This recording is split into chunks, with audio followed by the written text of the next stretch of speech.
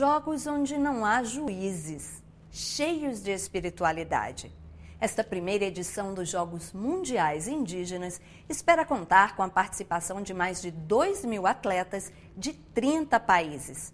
Além dos esportes, atividades paralelas vão celebrar a diversidade cultural e a integração dos povos.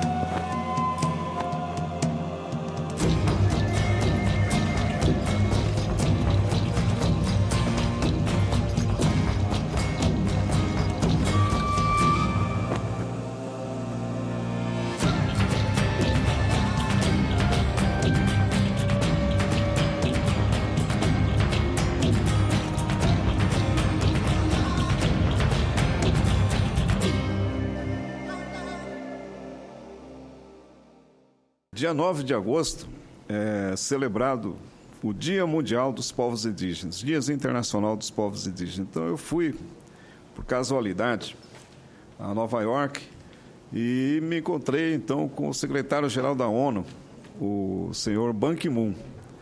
E uma coisa também que é muito importante explicar para o pessoal é que os jogos, a gente não gosta muito de juiz nos jogos indígenas, né? Mas provavelmente vamos ter que ter para o futebol masculino e o futebol feminino. Mas a maioria das competições, vamos chamar assim, dos indígenas, não tem juiz, que é um ensinamento que a gente procura também mostrar para a nossa juventude, para a juventude brasileira, que a gente tem que reconhecer quando nós ganhamos, mas também quando nós perdemos.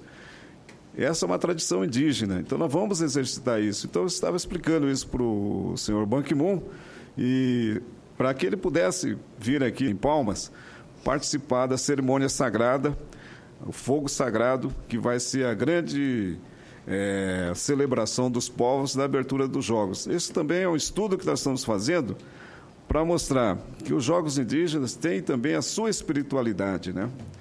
Nós vamos acender o fogo sagrado um dia antes, lá no local de Palmas. Todo mundo, inclusive o prefeito, o governador, quer saber onde é esse lugar. Mas nós não podemos falar. Mas no dia a gente vai informar qual vai ser esse lugar, porque tem a ver com o meio ambiente, tem a ver com a espiritualidade. Qual é o exato significado do fogo sagrado nos jogos indígenas? A grande força dos povos indígenas, não só do Brasil como do mundo, é a força espiritual. Então, os pajé, como chamado aqui no Brasil, da Rússia, da África, da Ásia também e do Brasil, nós vamos fazer juntos o acendimento do fogo sagrado, que é o fogo tradicional do pajé. Então, nós não usamos o fósforo para acender esse fogo, nem o isqueiro. Então, ele vai ser feito, por isso eu disse que ele é feito uma cerimônia um dia antes, para que ele possa ficar aceso e o conteúdo desse fogo sagrado é iluminar novos caminhos para os índios e para o mundo, né? Todo mundo diz que o índio sofre, mas o mundo está sofrendo também, com a pobreza, com a questão do meio ambiente, né? Então nós queremos mostrar isso do ponto de vista da cerimônia espiritual indígena, que é uma coisa séria, não é para qualquer pessoa. E isso vai ser feito no dia 22, um dia antes, ao pôr do sol. Então, muita gente fala, mas que hora que vai ser? Ao pôr do sol. Mas que hora? Ao pôr do sol. Olha para o sol. Quando o sol estiver baixando, se você não estiver lá, você vai perder a cerimônia, né? Porque isso é uma orientação dos nossos pajé. Fazer ao pôr do sol, com todas as pessoas, autoridades que quiserem participar. Esse fogo fica aceso naquele dia.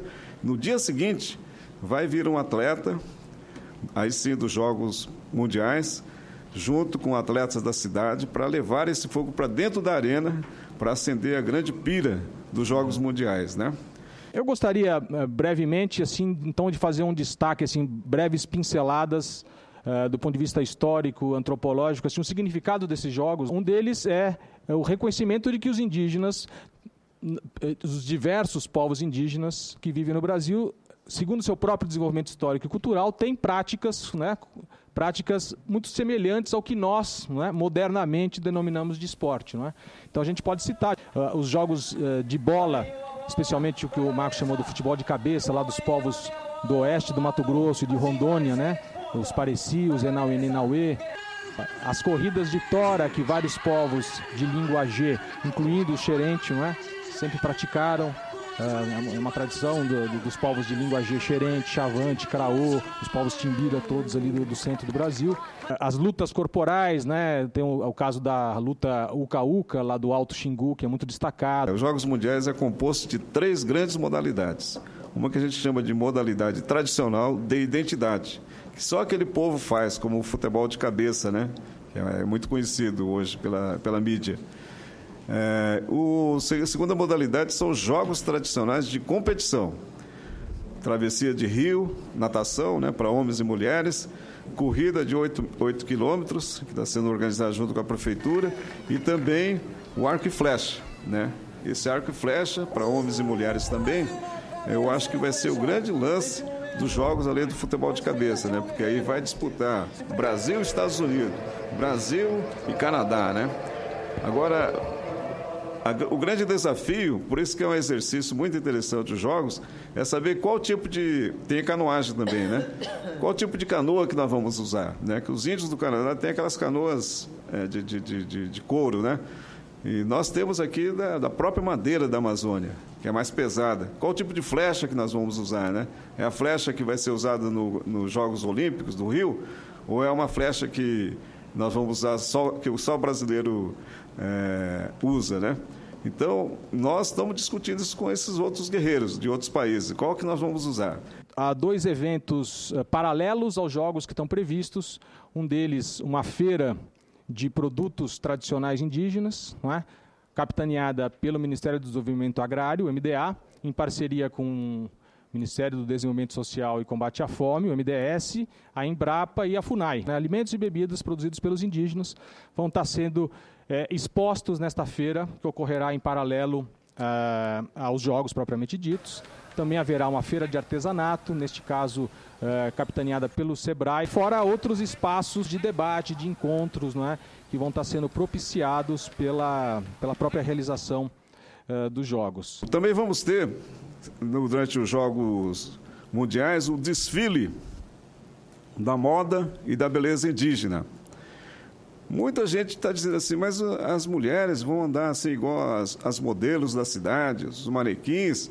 Não se trata disso, mas é demonstrar o valor da mulher indígena como base de toda a nossa sociedade, seja política, seja familiar, mas é a mulher que é a base soberana das famílias indígenas. Lá vamos ter, por exemplo, um programa de saúde, vamos ter também um programa de base alimentar. Toda a cozinha que vai ser construída pelo Ministério do Esporte vai ter um acompanhamento de índios que estudam nutrição na universidade. Então, toda a mão de obra que a gente vai tentar incorporar vai ter. Muita gente não compreende isso, né? Não entende por que está trazendo o índio para participar. É porque ele precisa aprender como que funciona o mundo do branco, para ele também poder exercitar a sua soberania, né? Veja no próximo bloco. Além do esporte, os indígenas também vão debater questões políticas fundamentais. E nós não somos obstáculos ao desenvolvimento, né?